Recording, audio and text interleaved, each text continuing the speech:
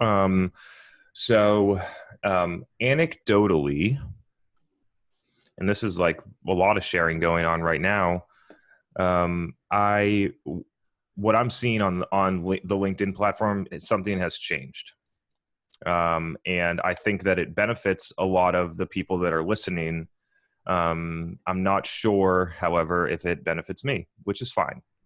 Because overall, in the long term, good good content, good engagement, building relationships is the way to win. The algorithm is not in control, right? And so the key is that if you see a shift, to just adjust to the algorithm, to just adjust to how it's working. But anecdotally, my reach is down. I know other people that have big audiences that their reach is down. Um, I think, and I'm still like painted, this is complete hypothesis. I don't talk to people at LinkedIn. I don't understand what's going on. I'm just like studying and seeing what's going on. So just to take it for what it's worth. But it looks like people that have more on they're on the cusp of starting, or they've just started, are actually getting a lot more reach than before. I see a lot of posts in the 20 to 60 likes range, which is great. It's great for people that either haven't started yet or have just started. It kind of like levels out the playing field a lot. So I support that. I want you to be successful.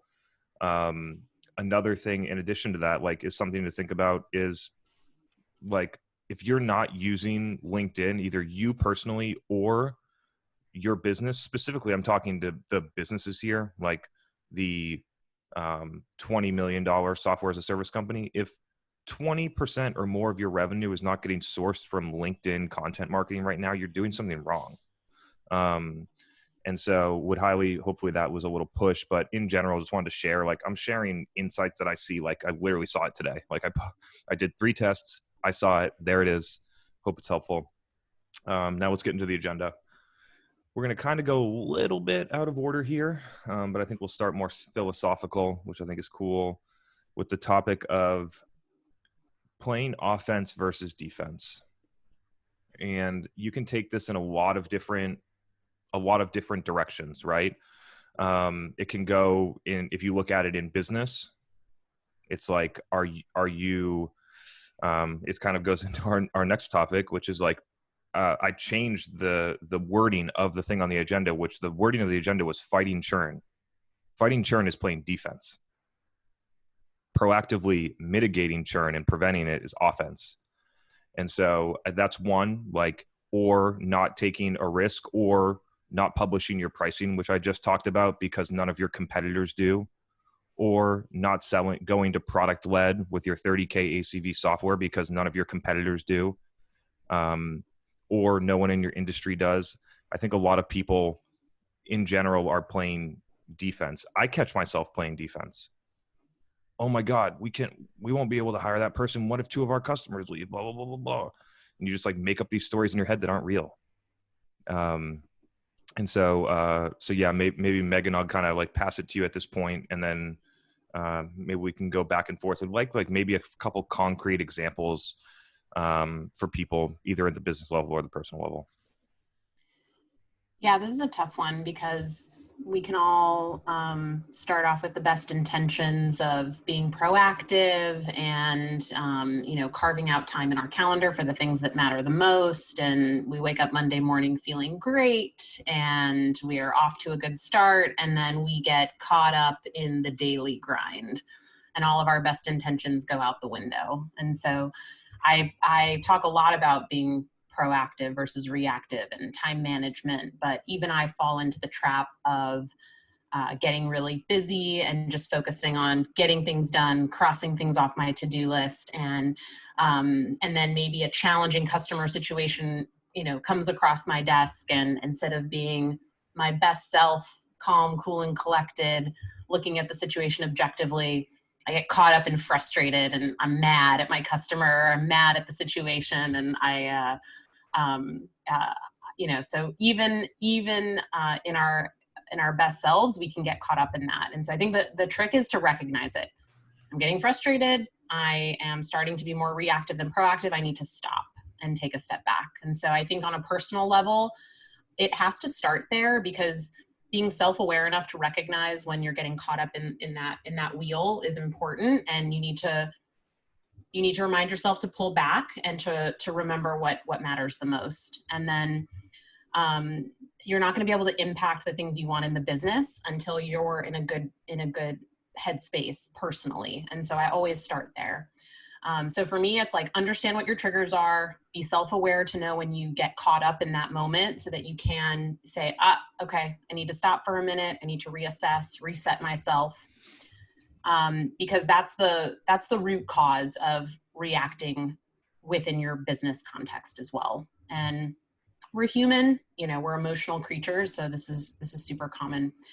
And now when you come into the business though, it's, I've been a customer success manager, customer success leader in many organizations. And it's always fascinating to me. And this is probably going to bleed into our churn topic a little bit, but you come into an organization, maybe you're there for, 45 days, 60 days, and a bunch of customers churn. And they're like, Megan, these customers churn. What did you do wrong? And it's like, whoa. I might be the CSM, I might be in charge of customer success. But churn is a company problem. The business problem. I agree. Not a customer success problem or a CSM problem. Yeah. And it is a symptom, honestly, of typically being reactive.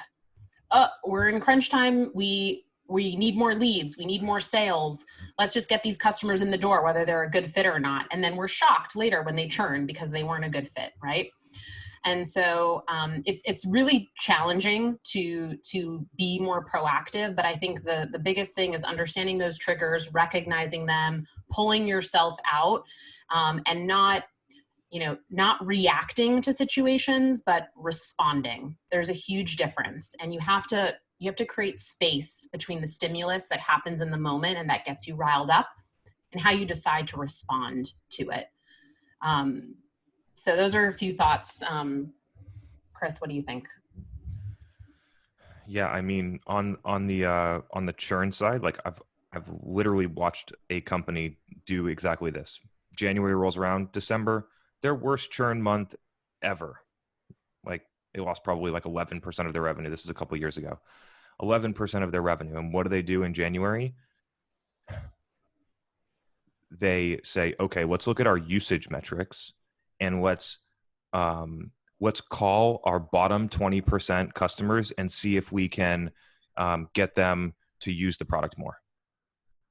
That, in my view, that's reactive. In my view, they're in the bottom 20% for a reason. Like you could actually, as I said that, you can make the argument that it's proactive, but I think that it's playing defense. Like if you were playing offense, they wouldn't be in the bottom 20%. And if you were playing offense, you might want to be focusing on your top 50% and making them evangelists and growing in their usage and continuing to grow and tell other people how much success they're having. And so I think there's a lot of that happening. But I mean, Megan, you're the expert on the churn thing. I'll add a couple points here. I think that I totally agree that churn is a business problem, not a customer success problem. It always gets thrown on customer success for some reason. And I do believe that it is a true business problem. It can be influenced by marketing, doing the wrong things to attract the wrong customers or oversell the product in the marketing.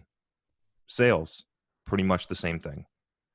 Product, the product sucks. The product doesn't deliver. The product has bugs. Do you lack a core integration that your competitor has? So someone gets into the tool and 6 months later gets stuck and realizes there's something else. And lastly, customer success. And so this is a entire organizational ecosystem. Just like I don't believe like sales, there are VPs of sales that get fired all the time when the product sucks, the goals were unrealistic, their marketing's terrible. Like, why is it the salesperson's fault? And so I really do see businesses not look at this holistically. That happens all the time. Yeah. I've been in many of them and have been, on the hot seat having to explain why customers churn. David Kay asks a really interesting question that I think also plays into this. In small companies, the same team is both proactive and reactive. In larger companies, can different teams own the proactive and the reactive plays? This is actually a really, really smart insight, and something that I've actually seen at every single company that I've been at, and I've influenced a similar change at each one depending on how bad this particular problem was. But very often customer facing teams, and frankly, this can be sales, this can be customer success, account management, customer support, so it can cross a lot of client facing teams. They're often tasked with being extremely responsive and reactive to inbound calls, email, chats coming in. And then they're also expected to be the strategic, trusted advisor to all of their customers and to be extremely proactive and surprise and delight.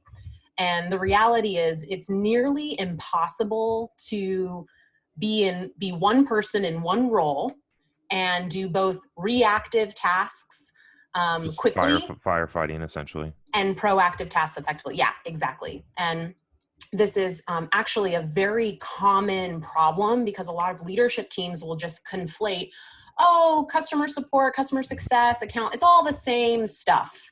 They're all just taking care of customers. Just make one big team and just throw all of that work over to that team and, you know, they'll sort it out. And the reality is those functions actually are very, very, very different. And so, but every organization will typically have blurred lines between those teams. It creates a bad customer experience, and it's really, really tough on the employees and the team and the morale. So my general approach to this to solve it is I'm a firm believer that you need to have a dedicated team that is optimized to respond to inbound customer inquiries. That's typically your customer support team. They're the ones that should be monitoring the live chat, picking up the phone, responding to emails, serving both your external customers, but also your internal customers, the people that are working with your customers directly, whether it's sales or success. And that team needs to be staffed appropriately. They need to have appropriate systems so that they can respond within the SLAs that you've promised your customers. And they can't be asked to do anything else. And very often the customer support function, more and more tasks get piled on their plate, but really that's it. Their whole responsibility should be reactive work. My only exception is you can actually implement what I call a customer love program with your support team so that they can be opportunistic and build on either bad moments or good moments by surprising and delighting your customers in real time and empowering them with the ability to do so. If you set up that customer support team though, and they're handling all of that reactive work, then you need to make sure that you have a separate and dedicated team that is meant to handle all of the proactive tasks for your customer base. And they need to not be held to reactive SLAs. They need to be given the time and space to be proactive. I mean, back in the day, they needed to have the time to go visit their clients in person. Now we're on Zoom, that's fine. And that structure is really important. It seems so basic and logical, but every company that I've joined has always had blurred lines between that. And making those changes and creating that distinction and that separation with the reactive work going to support and the proactive work being handled by success or account management has always yielded many positive results. And so, and I think when you talk, you know, bringing it back to the churn issue or being proactive, you know, versus reactive, a lot of how you design your org is setting yourself up for success to play offense versus defense. And if you have a great team that's handling all of the problems, you allow your success team to actually play offense and to have the time and the space to do that effectively with the confidence to know that, of course, problems and issues are happening every day, but we have a world-class customer support team that is resolving those issues very, very effectively. So that's what I have to say about that. That is fantastic. So in full transparency here, I'm trying to get to the next topic, and it is exposing how terrible LinkedIn's logging of archiving of content is. I'm scrolling through looking for a post to bring back because we're talking about predictions of demand gen for 2021. And I just want to remind people about what I posted on January 6th about my predictions for 2020 first, but it's going to take me another 5 minutes to scroll through this archive because LinkedIn's terrible at this. So it looks like Robert had a question and maybe we can cover that first. Oh, here. Lots of companies have tried white glove initiatives for customers or at-risk identification programs. They seem to never work, according to the reps, but execs love them. Why is that? Yeah. Okay, this is a great question, Robert. So white glove, at risk, they sound great, and then people are like, this never works. So I've definitely been one. Huh? It's too late, right? I don't think so. So I think that I actually think that there is a lot of merit to having some type of early warning signal when things could be going wrong with a customer. The problem is that companies overthink this. They think, oh, we need to have a health score, and there's going to be these 10 components that contribute to the score. And then when this score hits this number, then this playbook goes into effect. And it becomes so complex and convoluted that it doesn't actually work in real life. And so whenever I come into a company and I say, okay, we want to know what companies might be at risk, that's cool. Let's focus on identifying the top 1 or 2 early warning signals. To your point, Chris, not, hi, I want to churn. That customer is gone. They're not at risk anymore.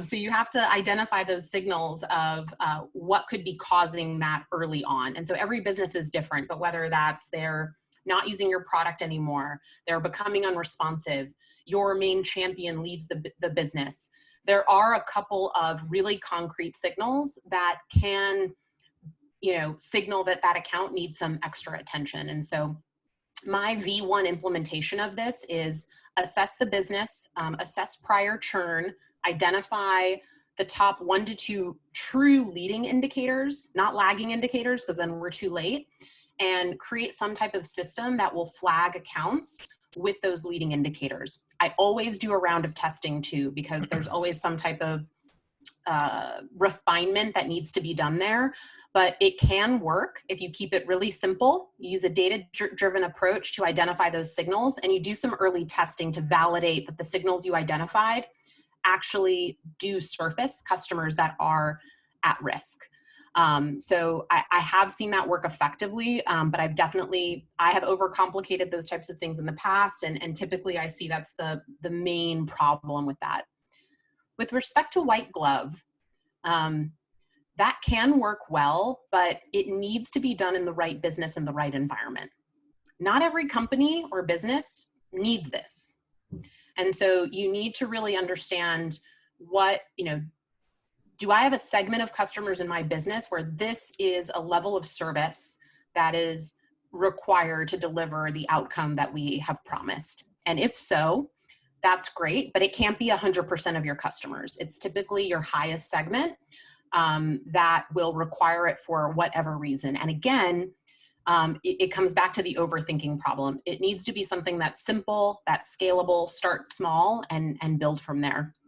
That said, though, I don't think you need that for every business. It needs to be a decision that's made in a realistic view, and not just assume that you should have some layer of that in every particular business that's out there. It's so interesting. You mentioned the using 10 metrics and then calculating and having every little action reminded me when you were talking about it a lot like lead scoring, which is just like, let's pick all these variables and then let's pretend like they mean something significant and then do things just for the sake of doing them to say that we did stuff. Had an interesting conversation with the CMO today. I thought it was cool. It'll be on the podcast later. And one of the things that she talked about that resonated with me that might be valuable to some of the marketers in here is that the way she framed it up was interesting. I might say it differently, but I'll just take it from her, is that marketers need to get out of the ing business, get away from what you're doing, what you did, and start getting into the fact about how it's driving results. We did 6 blog posts and we published this case study, and we set up, we're building this event and we're sending out this ABM stuff and blah, blah, blah, blah, blah. What was the result? And I think when you elevate to the executive level, that's how you survive, and that's how you get there. Like that, it really changed my career. And the way that I got there was trying to figure out how to get the CEO to give me $1 million more in budget.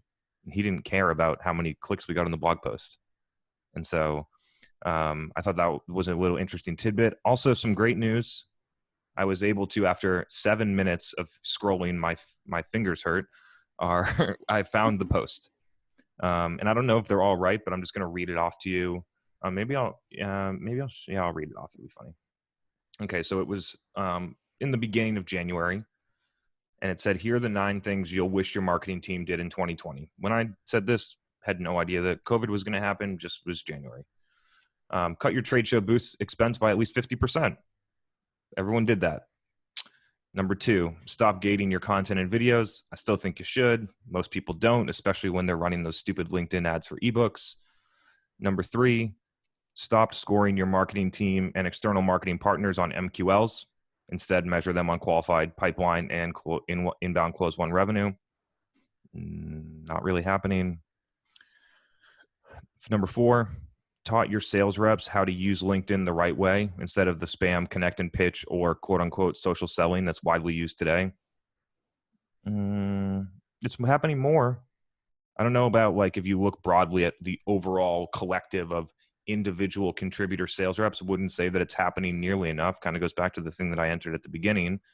If you're an individual contributor rep and you are not sourcing 20 to 50% of your own revenue through LinkedIn content marketing, you're doing it wrong. Number 5, spent greater than 20% of your variable marketing budget on Facebook and Instagram ads to amplify content, not to book demos or collect MQLs. I don't think that's happening, but we do it for, I think, about nearly 20 companies now, and works better than what they were doing before. Number 6, built the infrastructure necessary to publish several meaningful pieces of content every single day. I think people are getting better at this. I think the key point here, and I put it in little asterisks because I think it was important back then when I wrote it, it's still important now, is meaningful. And so, I don't see a lot of companies publishing 3, 4, 5 pieces of content a day, and that could be 1 podcast and 4 videos underneath it, but I just don't see it happening. Number 7, created a video strategy and built a in-house video team. I think I was wrong on that one. I do think that video post-production or animated video, or essentially in-house creative that can go fast, was the right way to frame this up. Created a video strategy, certainly important. Built a video team in-house, not that important as I look back. Number 8, visited at least 5 customers and 5 prospects each quarter in non-sales situations. Ask questions, be curious, learn. That one kind of got thrown for a loop, but I do still believe that you should be talking to, at the bare minimum, 5 customers and 5 prospects. It says each quarter. I think it's each month in non-sales situations, and that's a key for marketers. I talk about it a lot. Still don't see many marketers actually going out and talking to prospects and obviously not trying to sell them anything, but trying to learn. And number 9, actually not happening as much, at least maybe I just haven't seen it. But number 9, fired your CMO if they're doing the wrong things and can't quantify their impact, because it is really easy. If you're doing the right things, it's really easy to quantify your impact. And so that was the recap from 2020. I would say that a lot of the points were spot on, not to like kind of pat myself on the back, but as I read them again, they feel pretty good. And so, and the interesting thing is, like, we talk about the brand new predictions for 2021, and some, Gartner's going to write some big 25-page paper about what to do. And, people still haven't done most of the things that were supposed to happen in 2020. Most of the people still haven't done the things that I was talking about doing in 2016. And so the idea that things move so quick, aside from buying a new shiny toy and pretending like you're doing something, like, we need to get back to the fundamentals. So segue, I apologize. This has been quite a monologue, but I have a lot to say on this topic, so I'm just going to keep rolling. Demand predictions for 2021. I'm going to give out 3 that I think I feel very good about. One of them actually, as I read back, didn't remember it, but it was on my predictions for 2020.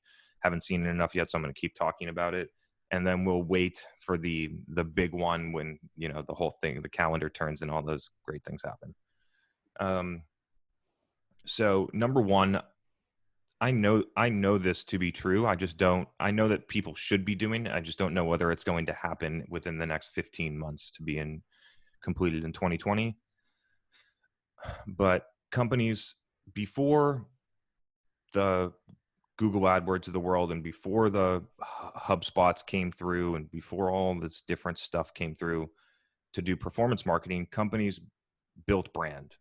B2C companies built brand. B2B companies served their sales team. And then all these different things came around and they told you this great story about how you could run ads and get customers and track it, and marketing could then be celebrated and have a seat at the executive table because they can attribute their ebook download to one deal a year. And my prediction for 2021 on this one is that we are going to go back on the spectrum, back to brand. We will run performance, but right now companies run, if you really look at it and how it's measured, it's probably, I would say 75% of their variable marketing spend that could go to brand or performance, and brand being like an actual execution, not your logo getting designed, not your website getting designed. I think it's probably 75% plus on performance. I think that we will skew way back. Ideally, like we work for clients where probably 85% brand, 15% performance marketing. And that 15% is 5% LinkedIn and 10 to 15% Google AdWords, and the rest is brand. And some of the brand stuff I talked about, I'm not going to repeat it here for everyone, but you guys can go back into the content if you want to see how I define brand on both of my LinkedIn or in detail on the podcast. The next one that I did not predict last year, but feel very clear about it, is that companies should hire an evangelist who is currently the ideal profile of their current customer. I've talked about this a couple of times, but I'm just going to reiterate. So like me, for instance, we'll keep it super simple. If I was, let me think about a company here. If I was 6 Sense, I'm just throwing one out here. I don't know. Like if I was a MarTech vendor, like I would think about hiring me for 6 hours a week to create content for them and paying top dollar for it. If I was selling to CFOs, I would think about hiring the CFO of blah, blah, blah. Probably not American Express, probably not some Fortune 500 brand, but you can think about someone that's good. Think about hiring them. Ideally, if you're like trying to build a big business full time, content, product roadmap, sales, education, big meetings. You need those resources in there. Scott Barker posted about it on LinkedIn the other day about how their, enterprise sales team should have a quote unquote analyst. I don't actually think it's an analyst.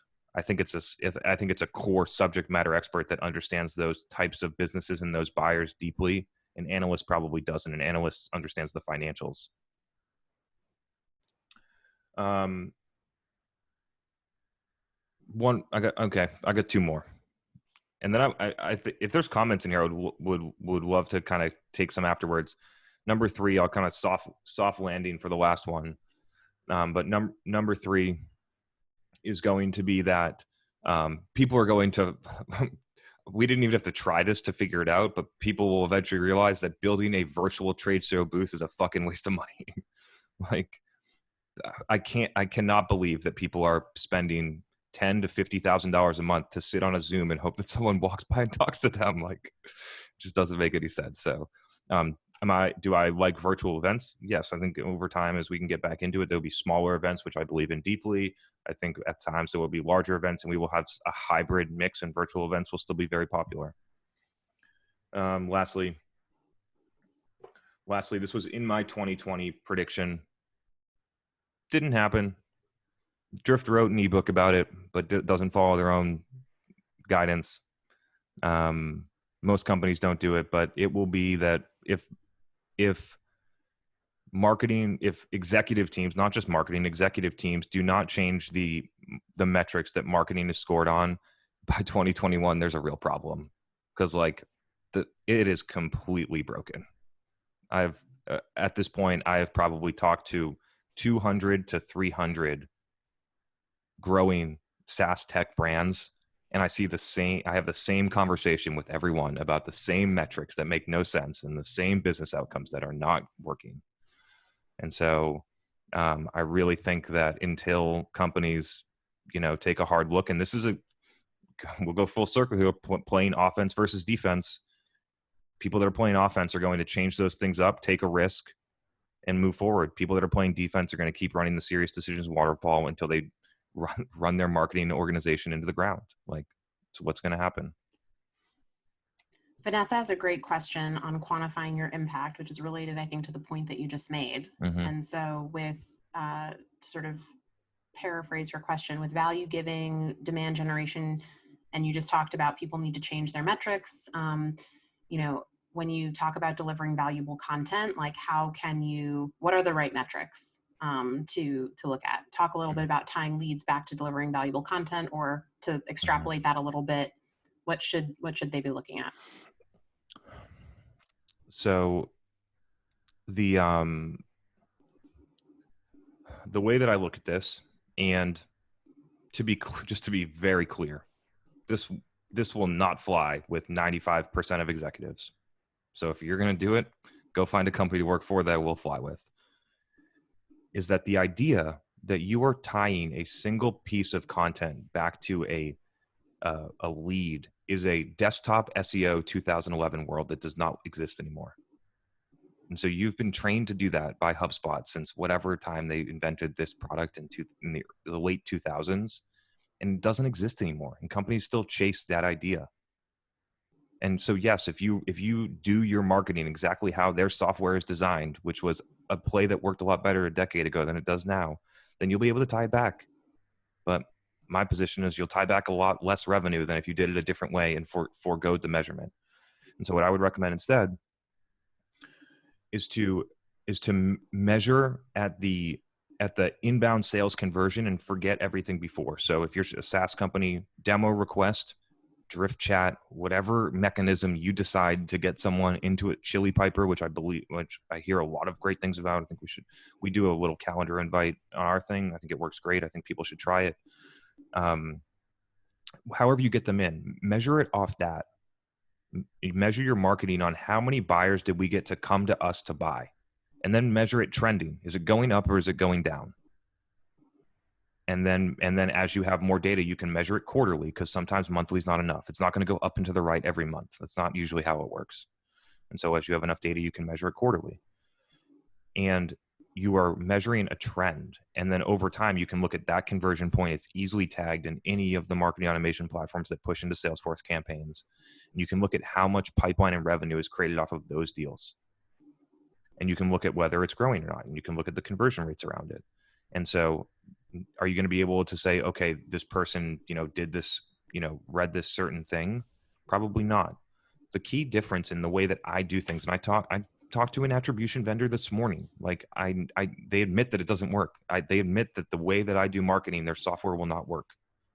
And so when you are in a mobile first, ungated strategy, you forgo measurement, and it's better for buyers and it's better for you. As long as you know how to do it, and so as long as you know how to target, as long as you have the right content, as long as you know how to measure it, it's better for everyone. And so to just close out here and try and make a point, if I'm not clear, feel free to ask a follow-up, or we can actually get you on here. We can talk back and forth, but you need to measure each individual piece of content based on how the content performs, based on engagement, based on who's engaging. And so like I've noticed that my reach is down. My engagement metrics are the same. It's not, the content is not the issue. My engagement rate on a video is still somewhere between 4.5% and 7%. And so the content that I'm putting out is still good. The reach is down because the algorithm changed. And so when I look at that, and if you're running it through paid or whether it is through an email, you can go and see who read the email, who clicked on it, how did they go to the page, how many pages did they stay for? You can go and look at that stuff. And then in LinkedIn, I can see like 10 CMOs comment on my stuff. Like, okay, I think it's working. And so that's how I look at the content level. Is the channel doing the things that I want? Am I getting attention? Are people talking about the things that I want to do? Are they receiving the message? And then secondarily, I look at the business level. Are they going into the website at some point and converting? And is that number growing?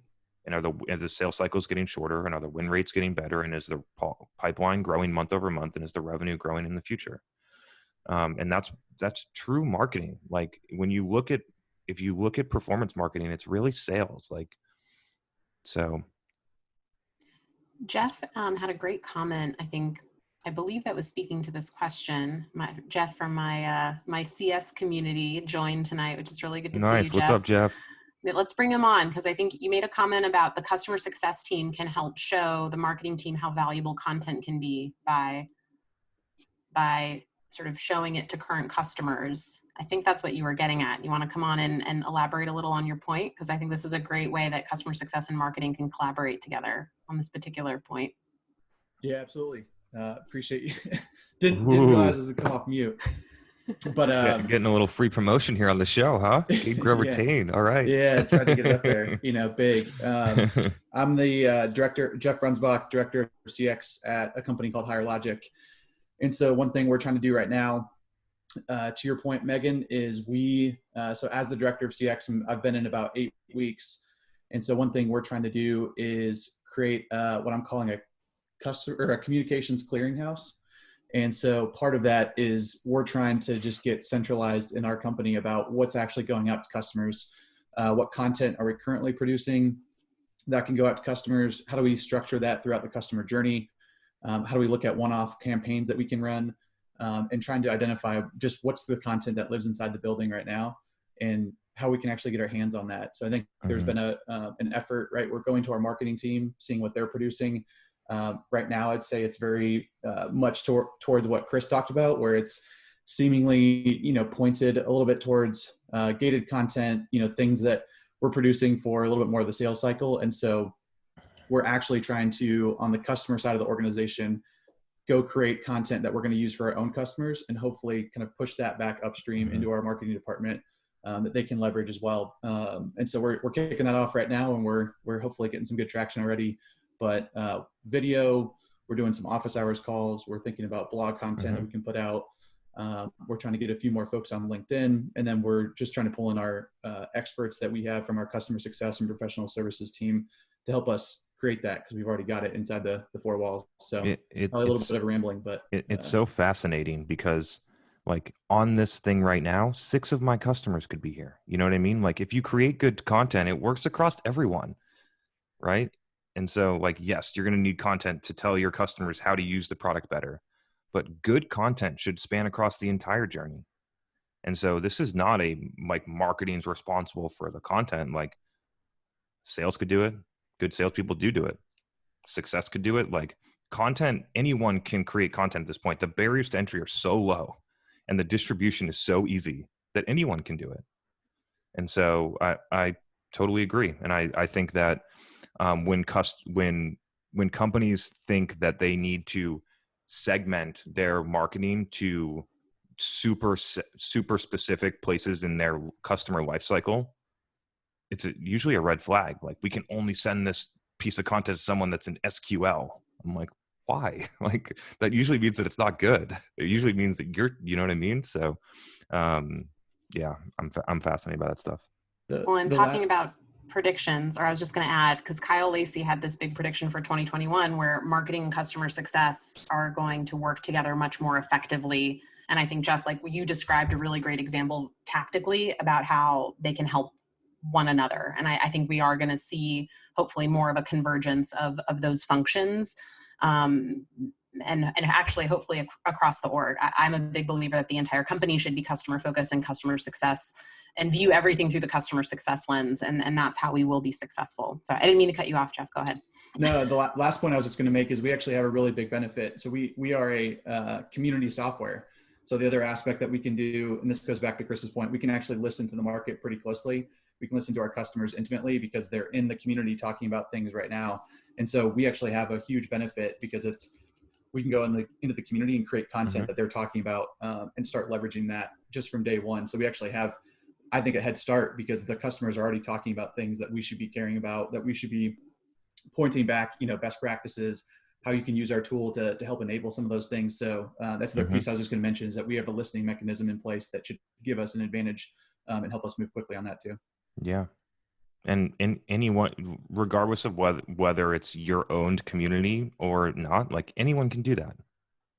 I scroll through LinkedIn and I curate my network and I listen to what people are saying. I post stuff and I listen to what's going on in the comments. I am in a revenue collective Slack and I listen.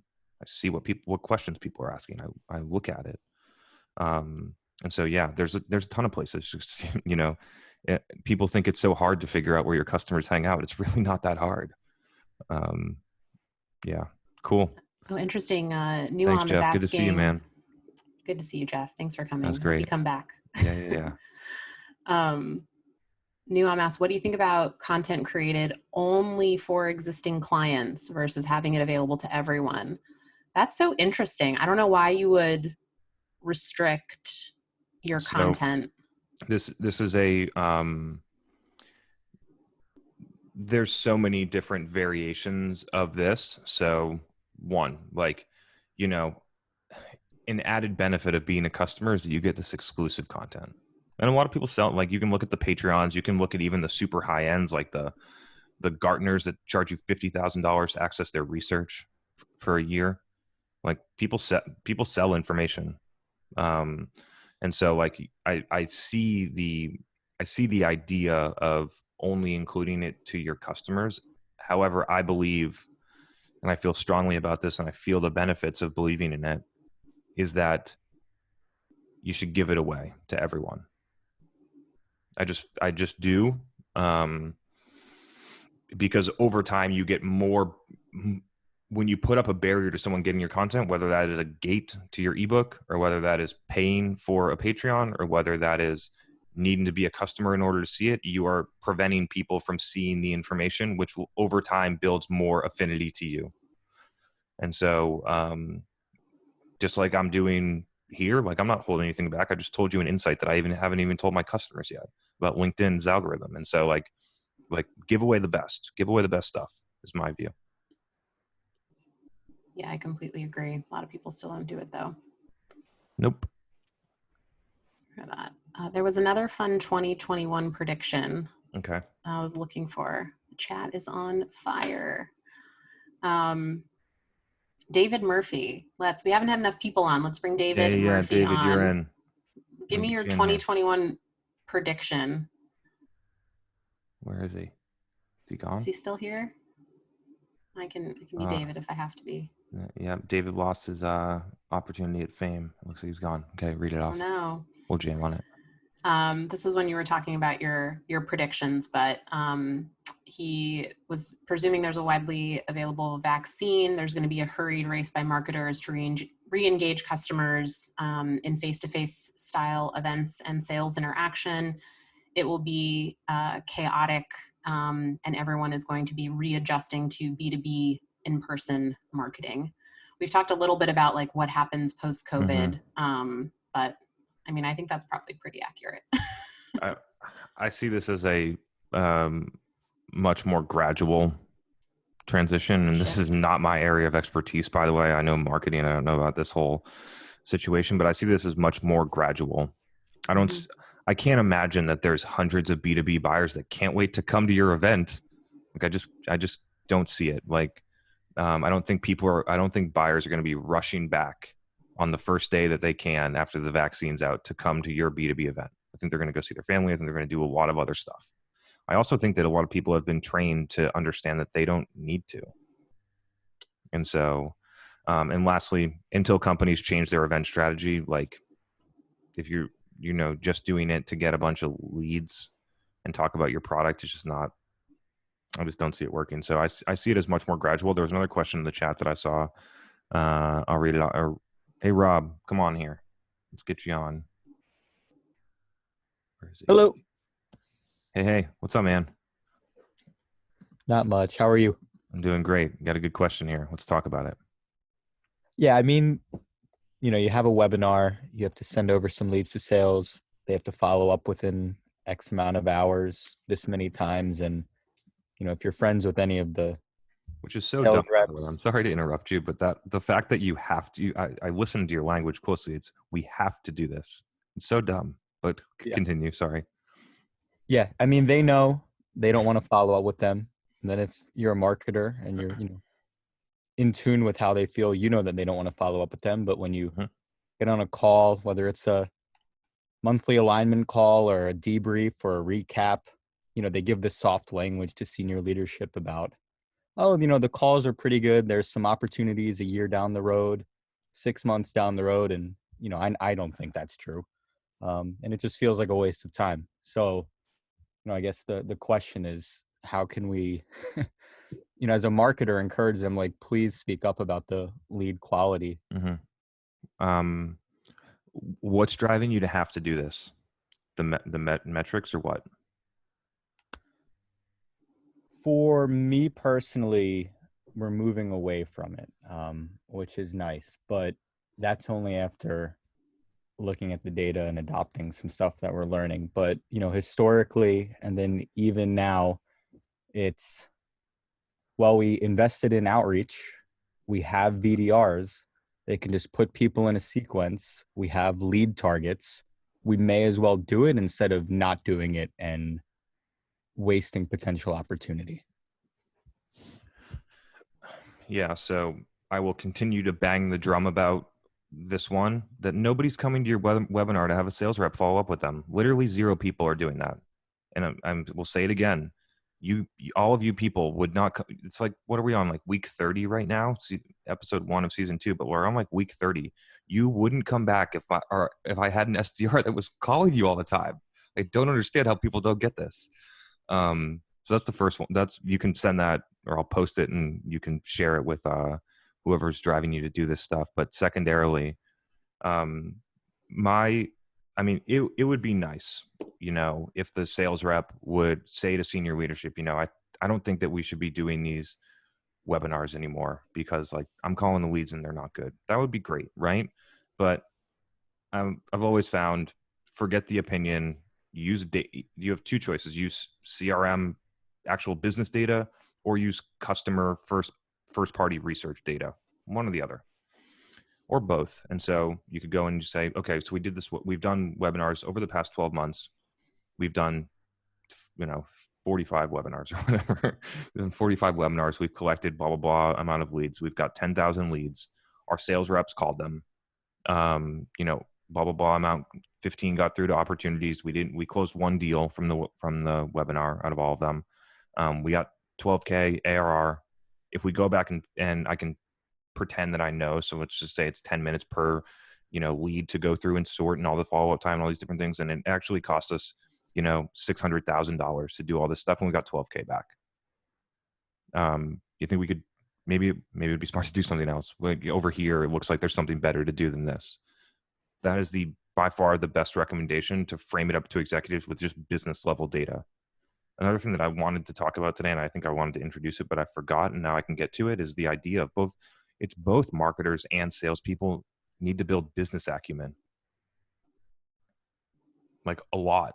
It's super important. Whether if you're a salesperson trying to sell something, being able to like very quickly understand how they make money, how they're like, what their cogs are, what the profit is, blah, blah, blah, blah. Or whether you're a marketer, like it took me a long time to figure out that the way to explain that my marketing was working was customer acquisition cost. It took me like 4 years to figure that out. And so, the business acumen is a big one. And then if you go to customer data, like how about you call 5 of the leads and you use Gong or whatever, or Chorus, and record them and then share them with the senior leadership, and they can hear what the conversations are like. And so to wrap up, yes, it would be great if the salespeople did it, but you have full control over this situation. Like you can solve this on your own. You don't need their help, and either one of those paths can do it. Yeah, I appreciate that Cool, feedback. man. I would say the only thing that is difficult to counteract is the argument, we have outreach, we have the reps, we can automate it all. Like that's why they're here. That's why they're hired. We invested all this money in automation technology. You know, why not do it? And yeah, go get Zoom Info or Uplead or outsource sales development associate to go and source you contacts. Like you don't need to run a web. If the outcome is that you need to run emails through the automation, you don't need to do a webinar to do that. There's way easier ways to get that done.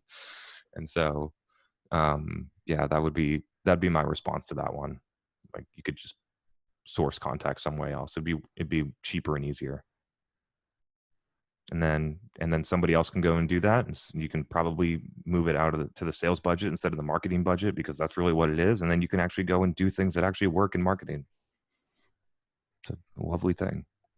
I would also add to this, Robert, I think it can be really tough to expect like an SDR, BDR, or an AE to actively sort of say this within the context of a company. I think it's a little bit too much to expect from that role, because they're already under a lot of pressure to hit a quota. They're typically, more junior employees. They are not really in a position, I think, to do that. And unfortunately, I think when a lot of people do, leadership will immediately go to, you're making excuses or you're complaining. And so I think it's just also a tough thing to ask for people in that role. I've been in roles like that before. And I think it's tough for those types of people to speak up. So that's just another thing to keep in mind. Totally hear that. Like I worked at the company, and luckily, like I was in a different situation. The executives at my company didn't know how to measure what I was doing, which was a huge gift. I didn't have someone telling me that. I would have never learned any of the things that I did. And it's really what happens to a lot of marketers. If somebody was like, you need to get 5,000 leads every month, I wouldn't have had any time to learn any of the things that I do now that work way better. And I think a lot of marketers get caught in that thing too. So yeah, appreciate you, Robert. Great question. Jeff put a question out to the group. How many customers have you talked to in 2020? And people are sharing their answers. I love this question. I talk to customers every day. George, you talked to 10 today? That is impressive. I'm trying to catch up on the chat. We got any other ones in here? I know. There we do. David K wants to jump in and make a comment. Let's bring him on. I saw his comment at the right time.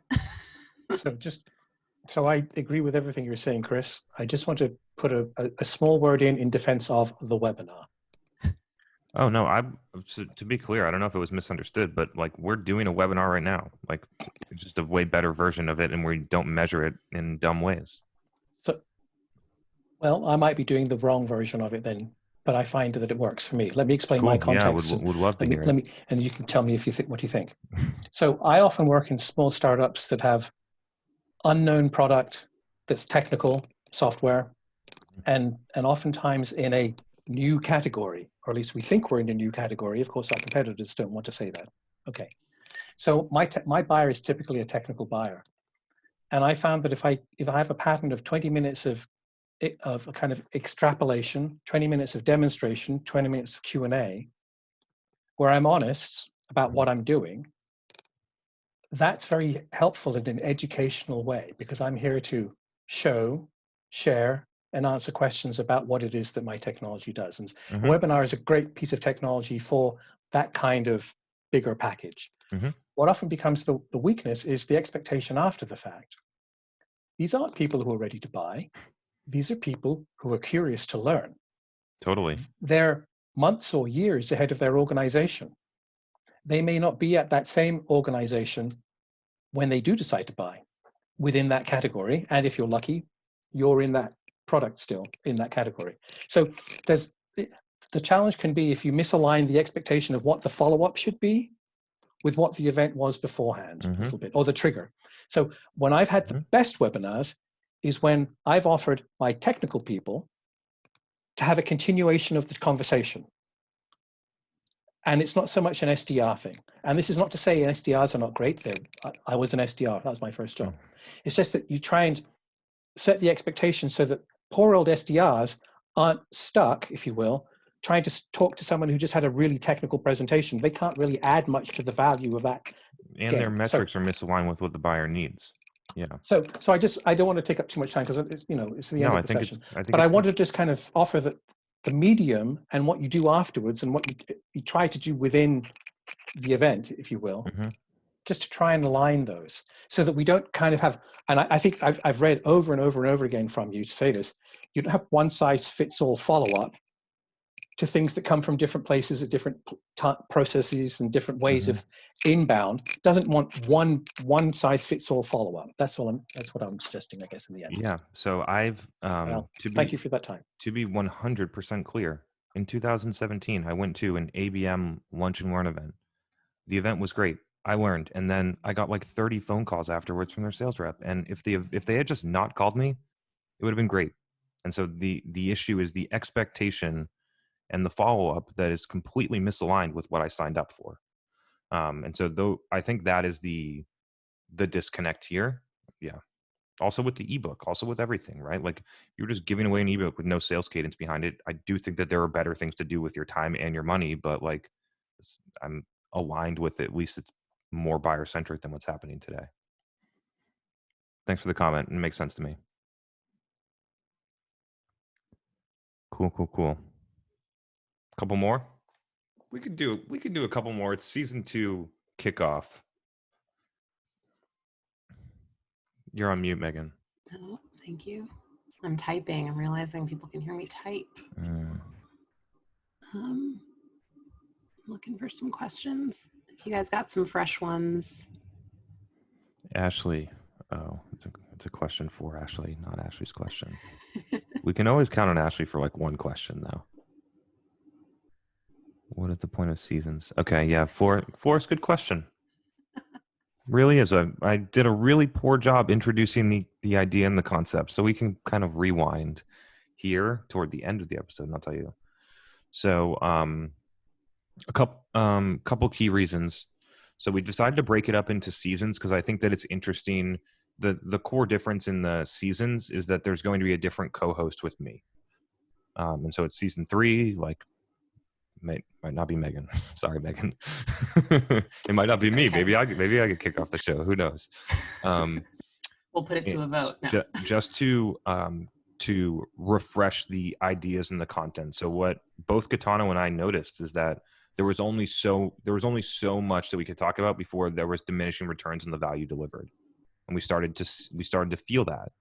And so in order to deliver a good product to all of you, the goal was to switch up the overall concept to be less like back and forth talking about like CAC and ebook and downloads and stuff, which was great. Like I love that. And I'm sure a lot of people learned a ton from that.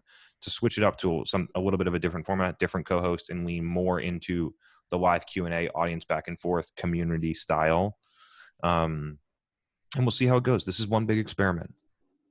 So we'll definitely appreciate some feedback on the first episode and what we could do to make it more, interesting or compelling or helpful for you. Yeah, but that's the overall idea. And I got asked this on LinkedIn. With Gaetano, it's not goodbye. It's just see you later. Of course, he's going to come back one day. Yeah. He's Gaetano always part of the has family. A lot of cool stuff going on in his life right now. The business is growing super fast. I think he's getting ready to make a move. And so like, it was a good point. We could feel it. We all love Gaetano. That's right, John. Okay. How to engage customers in marketing activities, and how do you think about advocacy? That's a fun one. You want me to give it a shot first? Yeah, you give it a shot first. Go ahead. For that, I actually, I spent a lot of time when I was at a company called Managed by Q, and I took over leading marketing for the first time. I was really excited to get the marketing team closer to customers. And in fact, actually, the team did a pretty good job of making that a priority anyway. But once I had more direct access to the team and influence over their activities, we really revolved a lot of our marketing campaigns at Q around our customer. Almost all of our events were actually for our customers and not for prospects. We put out an event series that was really effective, where we would get customers in our office or in some other space. We'd keep the group pretty small, 15 to 30 people. We would have some type of workshop or educational format with some fun mixed in, so whether it was food or drinks or a photo booth. And the promise to the customer was, come to the event, you're going to learn something interesting and valuable that will add to your day-to-day life in the role that you have. You're going to meet like-minded people within your community and make connections, and blow off a little steam, have a little fun, have a little drink, have a little something to eat. And that event series was so effective. And then what we saw happen really naturally and organically was our customers said, oh, can I bring my friend, or can I bring my +1, or can I bring this person? And we actually had this real natural sort of organic growth in our event series, where sort of other prospective customers were being exposed in a way that we didn't really plan. And so that was really interesting and exciting. And one of the other things we did at Q, which was really great, one of our biggest events, our customer was an office manager. So admin day in April, we would go all out with these campaigns where we would actually send our whole executive team out to visit customers in person, have sort of informal conversations. Some of those informal conversations, we actually learned the most. And that was also my way of getting our executive leadership in front of our customers in a fun way that they enjoyed. That was sort of part of a broader initiative, and allowed them to hear directly from them. There's so many different things that you can do, but I thought that we had a couple of good ideas there at Q that was that worked really well. What comes to mind for you, Chris, though? What would you add to that? Yeah, through your so lens? I think I might take this question in a little bit of a different direction. Yeah. And so if you think about the way that I'm going to interpret advocacy is like a happy customer goes and tells someone else. Is that advocacy? Am I interpreting that right, essentially? Yeah, that's advocacy. Yeah. So I kind of skipped over that, focusing on marketing and CS, but yeah. And so like the most interesting thing, and I don't believe that many people have my perspective on this. Actually, it's like relatively recent that I formed this, is that like I never ask, and I rarely manufacture advocacy in the form of like a case study or ask people for testimonials or whatever. Like I rarely do those things. The interesting thing that and I see it working is by just being around more, whether it's me or my company, and also in parallel to having a product that delivers the right results for customers, exceeds expectations, those two things. And then just by being around the community, you create more opportunities for advocacy, because more people have the potential to ask your customers about you. And so it ultimately, like, it's really interesting to think about it in that perspective. Like the idea that I have a LinkedIn post that goes for 100,000 views. How many extra opportunities are there for someone to see that post and then somehow connect with one of my customers through a tag, a message, and then like blah, blah, blah, blah, blah, blah, blah, and then wash, rinse, repeat over and over and over. And you can actually create word of mouth advocacy as long as you deliver a good product and you have happy customers. And so that one, I think is a unique way of looking at it. Cool. I think Jonathan had a question, or it wasn't Jonathan. It was, I saw it. Yeah, it was Jonathan. Get on here. Where is he? He's in. Bringing you. Hello. How's it going? It's going good. How are you? Good to see you. Good. Yeah, I'm 36 hours out from surgery and still standing. So. All right, that's fantastic to hear. Yeah. So you might have covered this in your. I think I got the tail end of your mega rant. I got. Happens every once in a while. Waylaid by somebody wanting to talk about alignment of cross-functional processes. But I'm curious, as you look going into end of the year to the next year, if there's one thing on your mind that you're itching to do from a content strategy share modal that you think is going to take what you're doing to the next level? So you've done all this stuff. We're 30 episodes in. You've built a business. You're hiring amazing people that are now showcased here. Like what's the thing that you're hankering to do next that you think is going to crack you to the next level? I had a couple of things in my mind, but the core answer is more. Okay. And so it's really interesting. And I watch, if you look at large, even small organizations, and I use this statement a lot, and I don't think people understand it in text, so maybe I can elaborate on it here. People think that they've maxed something out where they've like barely even moved the needle.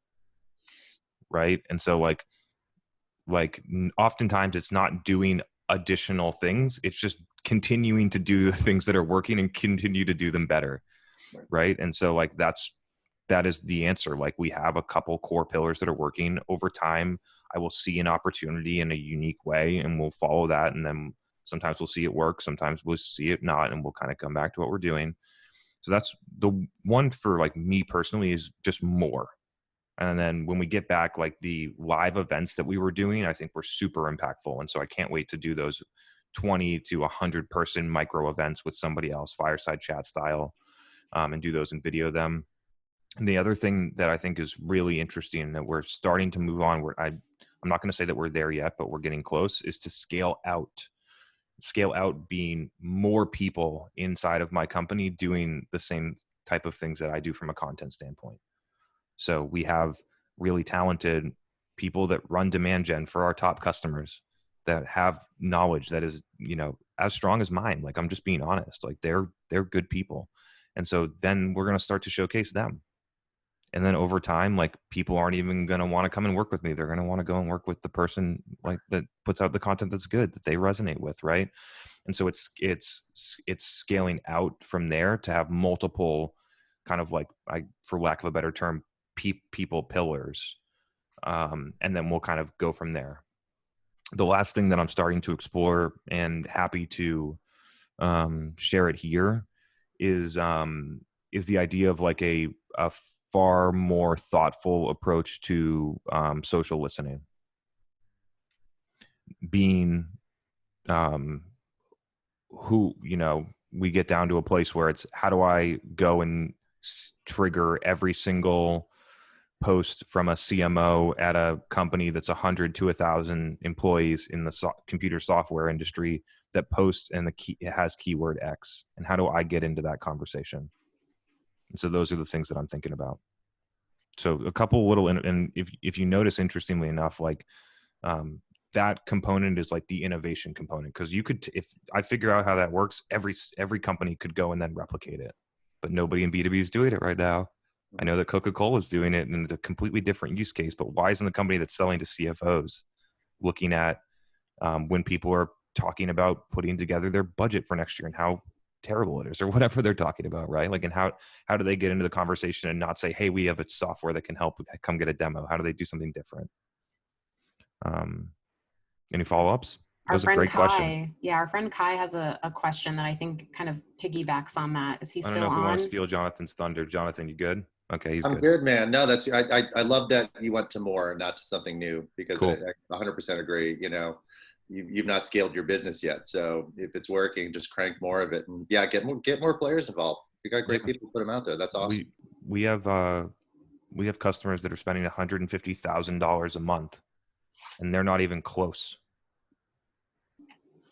Not even in spend. Like, you have to optimize the spend. Like, they're getting way good results, and there's still a ton of work to be done on the optimization. There's still a ton of work to do on the scale, and people think you just like pour money on it and it works. Like, to really do it the right way is like months and months of effort. So yes, I see that both in my own content and at the like $50 million ARR business level. Right. Just don't keep doing it without salespeople. We're going to need jobs in the future, I am all for the sales rep, to be honest. All for it. The product-led stuff is going to eat into it, but like the idea that the good sales rep goes away is ridiculous. I don't think so. But I like the idea, and instead of having 10 mediocre salespeople. If you did marketing well, you could have 2 really good ones. Yeah. And so that's what I think about. And everyone would be happy. Exactly. Yeah. It's good when everyone's happy. Good to see you, man. Have a good night. Thanks. Get well too from your surgery. Thanks for being here tonight. Speedy recovery. So I don't know if Kai is still on here. He asked a question about 2021. Kai, get on here. And CSCX, which I thought was an interesting, like, sort of piggyback off John's question. What's up? What's up? With CS is becoming a bigger conversation on LinkedIn. Probably a lot to do with Megan. But you've added her to the team. You're adding her to the State of Demand Gen or Demand Gen Live. Is Refine Labs rolling out a customer success or customer experience product next year? So let me jump in on this. Okay. I think the answer slipped out there, but go ahead, Megan. Or I don't know where you were going to go with it, but I think it's such an interesting question because putting like a separate like CX or CS product, I think getting customer success and the service delivery experience to be stellar in a service and consulting type of business is challenging. And it's very different than doing customer success in a, B2B SaaS, tech product company where the motions are really focused on, let me get my customer to use and adopt this product and get those outcomes. In this context, your director of demand gen that is advising and executing against the strategies with our customers in many ways, they are, obviously they're a person, but they are the offering and the product. And so it's fascinating that you kind of ask if there's sort of a product like in the future. And I think the challenge ahead and what I've been getting into and what we're continuing to, work on at the company is how can we sort of tighten up, improve what that experience is like. And one of the biggest challenges is really it's just a bunch of humans interacting with one another, and humans are really hard to control. Our humans, our customers' humans.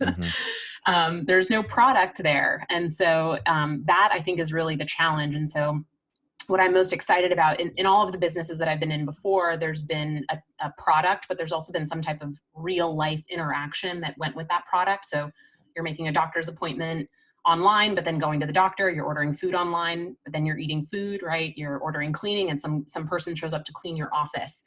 That was a fun challenge because there was a technology adoption component, and then you did your best to control the operational layer to the best of your ability to deliver on your promise.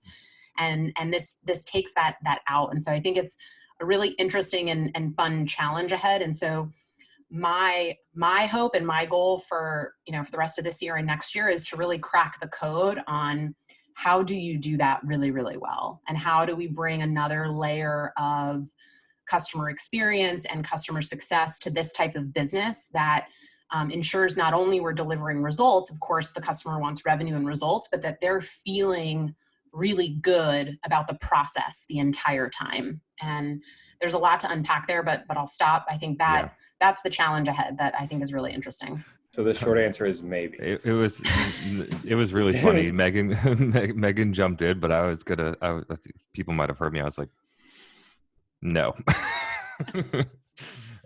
We will.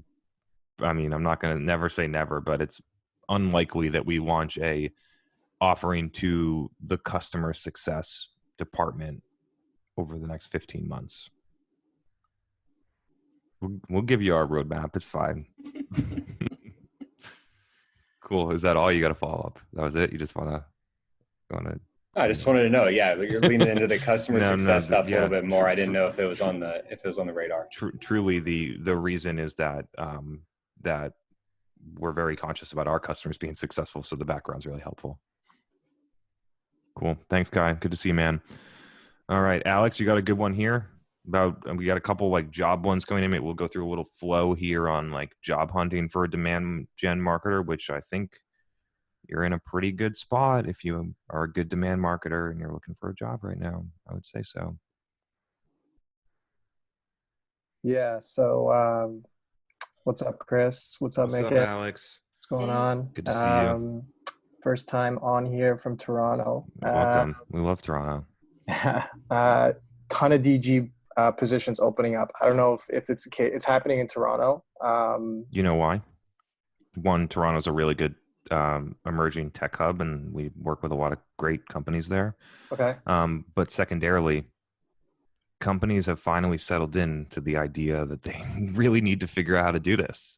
It's like really like, aside from outbound sales, like a lot of the other avenues to get customers have closed. And so there's a big opening as companies continue to adjust to the reality. More and more demand marketer positions will open. Like a ton. Like LinkedIn is flooded. But what I wonder is, and it's not really my question that I posed in the chat, but with so much opportunity opening up, do they really understand the role?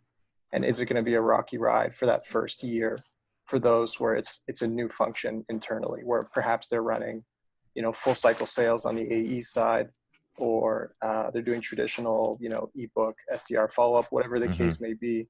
Are they just going to fumble on all these new demand gen functions coming in? They're going to treat them incorrectly. What stage is I'll go through a list of questions that are going through. Sure.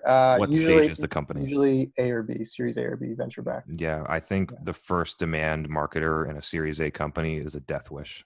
Oh, unless it's like a stellar product and they have a really good leadership, I just think that you're going to get thrown on the MQL hamster wheel. You have to really vet whether the CEO understands marketing. Okay. That's a good way to think about it. That's one, but like we'll dive into your question here. So so you're looking at churn. Yeah, the product, right? So at that Series A, Series B level, like I think you're getting a lot of early adopters, potentially innovators on that bell curve. And so how do you actually know that this company has legs? And some customer success teams may tell you that our customers love us. Oftentimes the product is okay and the CS manager is stellar and the relationship is actually, no one's going to pay for a product that doesn't work, but the CS manager does a huge job in retaining. Here's so, yeah. They're all lying. Yeah. Is it a SaaS tool? Yeah. SaaS, B2B, like 50K ACVs upwards. Sounds like a sweet spot. Yeah. So what I would do in this instance is I would back channel. It's what I would personally do. I don't know if that's the right recommendation for everyone, but I would figure out a way to figure out a couple people that use the product and I would call them. I wouldn't ask. I would just do it. Right. Because if you ask, then they're going to send you to their happiest customer, which is fine. Like that's fine too. But that would be an approach that I would try if I was going back in to go and be like a CMO at a company. That's what I would do. Yeah. Okay. But yeah, there's a ton of roles out there. The stage of the company is really important. How they measure marketing is really important. Who the leader of that function is really important. Who the leader reports to is really important. If the VP of marketing is reporting to a CRO that has a sales background and a Series A company, no thank you. What does the CEO think of marketing? If you hear MQL's leads, blah blah blah blah blah, I would push back in the interview. It doesn't matter if you lose the job over it, because you're gonna not want to be there in 3 months if you get it anyway, if it's not aligned. So I can just hear the way that you're talking, like what you're talking about, right? And so I think that you can kind of if you spend some time looking, I think you'll find a really good home. Okay. I appreciate it. Cool, man. Thanks, Chris. Thanks, Alex.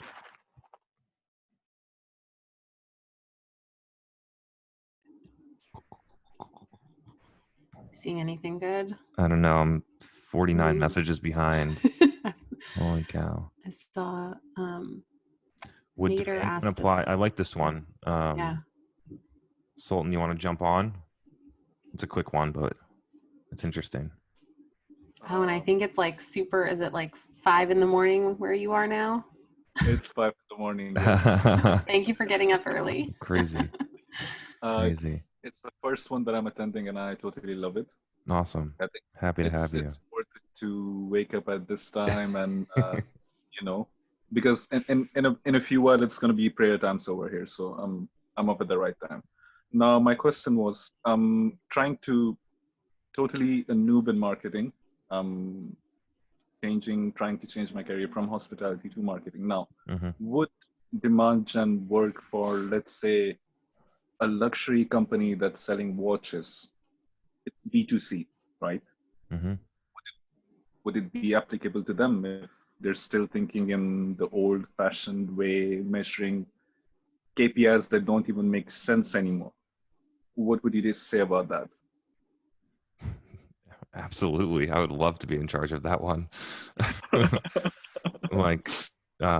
Yes. Like demand gen is a blend between brand marketing and performance marketing.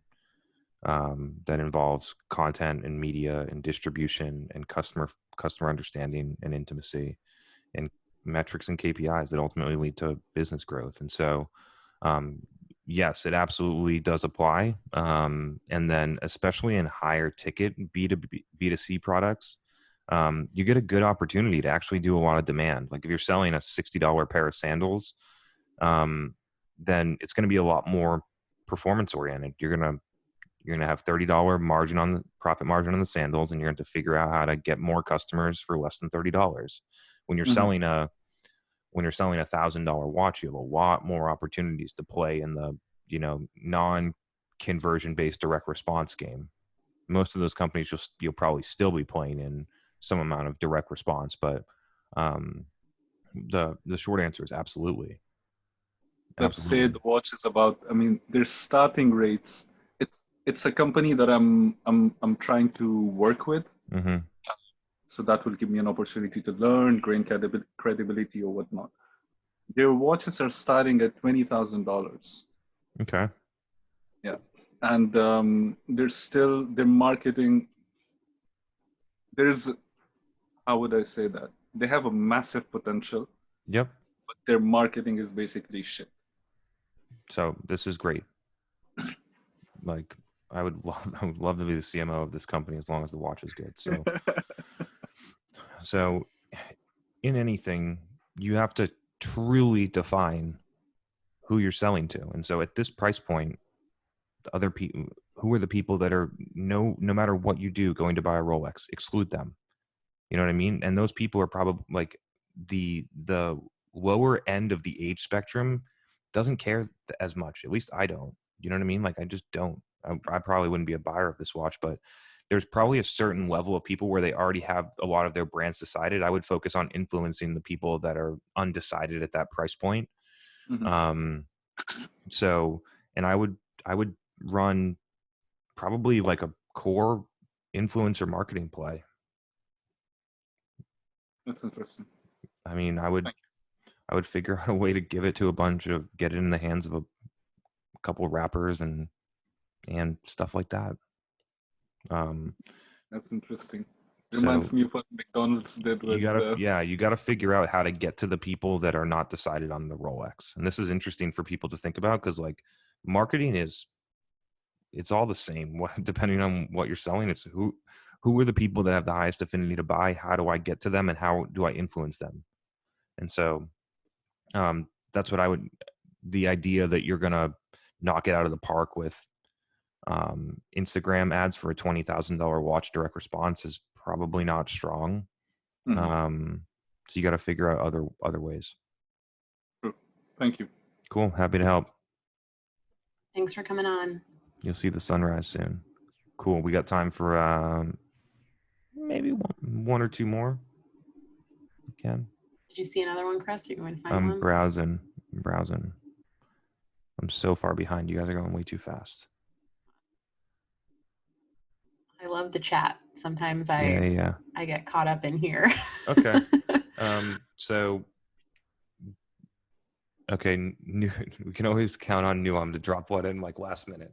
All right, get on here. This is a long one. So this will be the last one. Nuon, thank you for the question. We'll have one more to close out on. It always like Good right to see before you. I'm like gonna close out, it's just like, oh, here's one. Let's do it. All right, it's like Russian roulette to see if I'll actually get in. So I've just said when you launch a somewhat new product or service into a new market, for us, we're trying to get in front of an enterprise market. What's the first thing that our team want to do is to have their prospect list and attack it. So literally, like, here's an email. Let's craft that email. Let's get that email out, and let's follow up with a sales call 2 days later or whatever it is. So they've got all that worked out. How do I show that brand and demand gen is not necessarily the right way to go, but how can I support it or drive it for them so they can see the value in it, but then also how can I do it really with the biggest impact in the first 3 to 6 months? Because we're literally just launching this now. Yeah, so this is not an uncommon question. I see it a lot, especially in enterprise deals, which I find very ironic, is that their demand marketing team gets super transactional. And I just see it a lot, like architecting the email cadence and trying to get people into demos. And it's like, the idea that you pick that's sales. Like your sales team has the email cadence, they have the prospect list, let them do sales, right? And then and then what do you do in marketing? Like I actually argue that like the writing the sequences is sales enablement. Marketing shouldn't be doing that anymore. There's a specialized team for that type of stuff.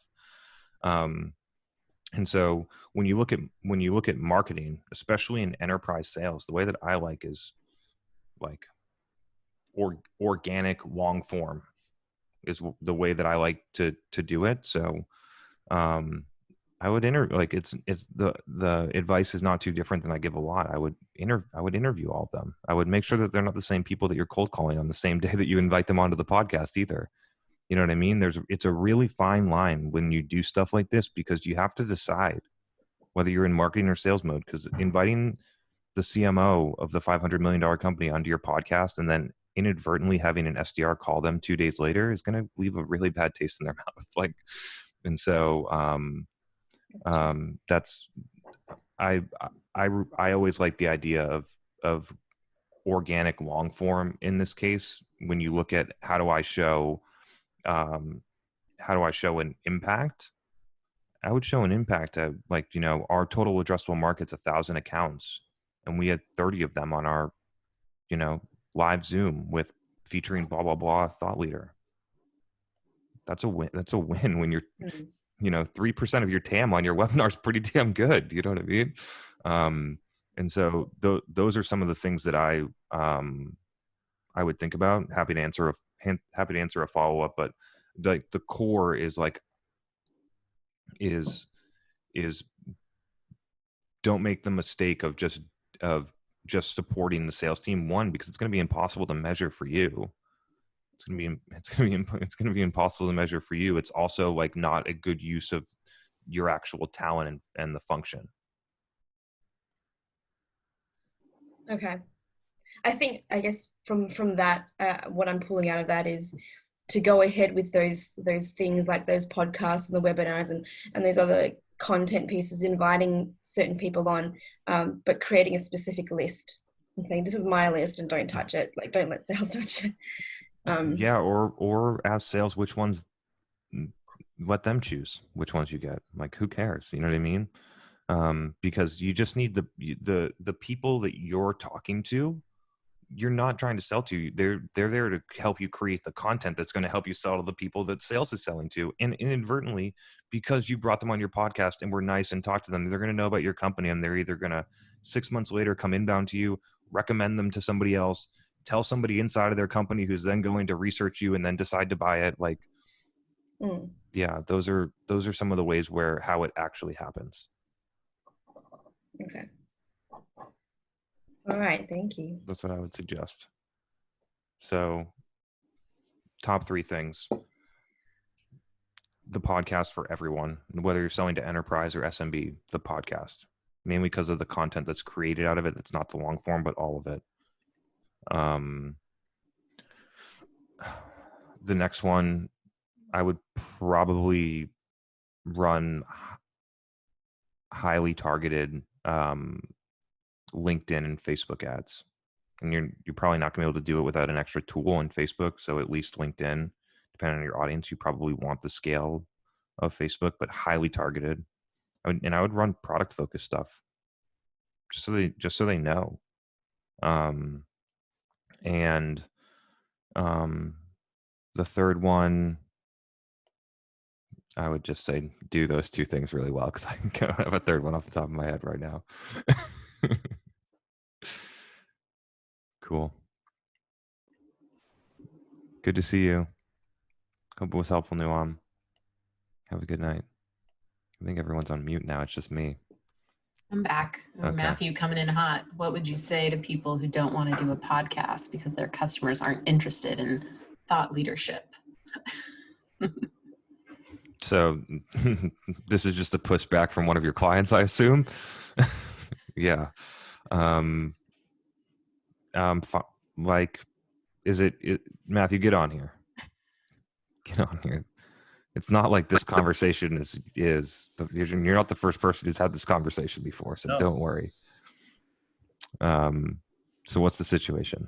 Oh man, these guys sell, I can't even describe what they sell. They sell like industrial building controls. Mm-hmm. And so who do they sell to is more important. They sell to like oil and gas companies. They sell to like anyone who needs controls automation, like PLC, Okay. Stuff like that. Yeah. Any heavy industrial. Yeah, I get it. Okay. Yeah. So I pitched him on podcasts, and CEO pushed back on it, saying that his customers were interested in thought leadership. So I kind of wanted to take a second swing at it, but I think I need a better angle. Yeah. So in these types of markets, and I've worked in a handful of these types of companies that say this type of stuff, and so the best way that I've found is to just do it. And obviously that's tough because they're your client, like, but I had enough space always where I could do it and then say, here. You might not be able to get that, and the podcast is not. If you're not bought into a podcast, don't start. Right. If you are not fully committed to a podcast, there's no sense in starting. And so are you looking for alternatives, or are you looking for different ways to go after it? Oh, no, I have alternatives. I mean, I pitched them on an episodic webinar series. They seem really excited about that. I don't think there's anything precluding me from taking that webinar series and turning it into a podcast. It's literally the same thing. Yeah, exactly. Yeah. Yeah. So, I mean, if that's the way you got to get it done, to get the first 10 episodes and do 10 webinars, then go that way. Yeah. That was, is there like social proof though? Are there other comparable podcasts out there that you can point to show that probably not might be wrong? Probably not exactly in their space, but similar enough. You could find one with like Emerson, Johnson Control. You could find something. Rockwell Automation. Yeah, absolutely. I mean, Ohio State University has a manufacturing focused podcast. It also depends what level you're selling to. Oh, so their average customer is starts at $50K, but spends up to $4 million a year with them? Yeah. What seniority level though? I think the higher seniorities are in that industry are actually going to be on the podcast. The lower industries I'm going to hit on Facebook, and the lower seniority titles I'm going to hit on Facebook and Instagram. Yeah. So it is lower seniority titles. It's controls engineers and like automation engineers, people like that. Mm-hmm. The other thing that I would add is if you have an opportunity to speak to their customers and ask them some questions, like sneaking this one in. Love that. And also finding out for yourself, right? Like if you're looking at it very unbiased, say, okay, like, why don't we, ask these 10 questions to 25 of your customers, and let's see what the results say. And let's have that inform the decision. Mm-hmm. And maybe even say, hey, maybe you're right. Maybe they're all going to say no, but let's find out. Let's talk to them directly. I love that. We probably wouldn't be on this call if I didn't do that in 2016, where people were not allowing me to spend any of the money on Facebook ads in 2016. And I sent out a survey to 600 people, and I said, where do you learn about stuff? And then when people check social media, there was a secondary question that said, which platforms do you use? And then we ranked ordered them. And it went YouTube, Facebook, LinkedIn in that order. It was that was 2016. The data's probably not the same anymore, but it gave me the boost to get started. So I really like that advice. And yeah, great job, Megan. Sure. And Matthew, just for next week, you have to be on time. Me and Prince were worried about you. I'm getting that. It's been an exhausting week. I was in Massachusetts. I was right next to Chris, and I came back on Sunday and was really freaking tired. So. Oh, wow. I'm teasing you. We just missed. Yeah, we did miss you. And then I got barely 6 hours throughout last week, so don't complain. By the way, just to add to what Chris and Megan said, there are a ton of conferences going around. So if these guys are engineers, they must be crazy trying to innovate in their fields because they want to grow as well. Mm-hmm. So go to those conferences. I've attended like 7 to 8 different conferences this year. And it's all virtual, like you can do it from your home. It's great to just walk in there, your customer's shoes. Mm-hmm. It's great. Cool. So I imagine that some people here are trying to get off to bed. So I think we'll close out here. This was the first episode of season 1. We covered a lot of great stuff. I made a couple predictions. I'm glad that I have those couple. I actually thought of a couple more just based on the questions that you asked that helped me form the thoughts. So I got a couple more that I'll queue up for people. A couple that I'm actually really, really bullish on. I actually just got one more while we talk about this, which is I honestly like I love helping you all, but one of the core reasons is because of the way that you ask questions and interact with us. I get so many new ideas. Like it's, I'm really happy, and I can tell that it's valuable to you because you guys are here. But like I owe a lot to you. Super valuable to me. And so wanted to just say thank you. Really looking forward to kicking off season 2. Really happy to have you all back. We'll continue to keep the stuff fresh and probably mix in some more sales, account management, customer success. Try and mix in some, business overall level stuff is one topic that I feel passionate about starting to cover with you all. So, yeah, looking forward to it. It was great to see you all. Hope to see you next week. Great to see you all. Have a good night. Thank you. Bye. Thank you.